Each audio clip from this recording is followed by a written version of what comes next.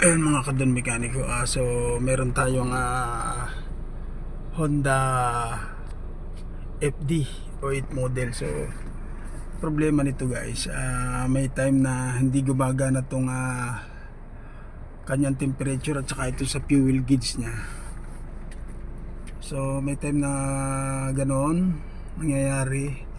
So ang gagawin natin, tatanggalin natin yung gauge na yan, tapos pa check natin yung ano niya, mga contact niyang mga kadon mekaniko. Yan. Yan guys.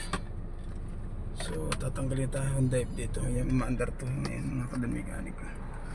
So tatanggalin natin yung kanyang gauge. Yan, ito yung gauge ng mga kadon mekaniko. So naka Phillips siya dito. So tatanggalin natin to.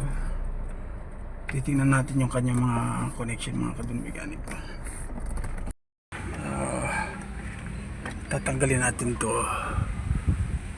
Lilinisan natin yung kanyang gauge. Kasi nga may time na nawawala. O yung mga contact, lilinisin natin siya. So ngayon tinatanggal natin ito. Tanggalan natin itong dalawang to. Yan. So tinanggal natin yan.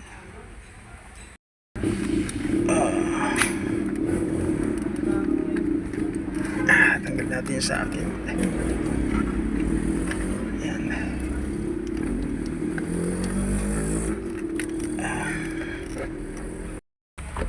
Guys, tanggalin natin yung kanyang monitor. Ayan guys. Ayan, tatanggalin natin mga sakit din mga kadon mekaniko. So para matanggal natin nasa gitna na yan. Ayan mga kadon mekaniko yan. So may time daw siya nawawala. So nung tinanggal natin kanina, so ang ginawa natin na nilinis natin itong kanyang gauge ng temperature at saka itong sa gas. So ganyan din siya kanina, pero kung nilinis lang natin ito kasi gumagana naman siya. May time na sa contact lang nagkakaproblema doon sa sakit sa ilalim. Nilinis natin yung kanyang panel. Ayan. Guys, medyo mainit lang. Ayan guys. So sa pagtanggal naman ng panel, ganun lang gagawin yung mga kadon mekaniko. Tinanggal natin lahat. Ayan, kakaproblema. So sabi ng may-ari, may time daw na hindi gumagana to kahit mainit. Ito kahit puno ang gasolina niya, nasa baba, nasa empty. Ayan.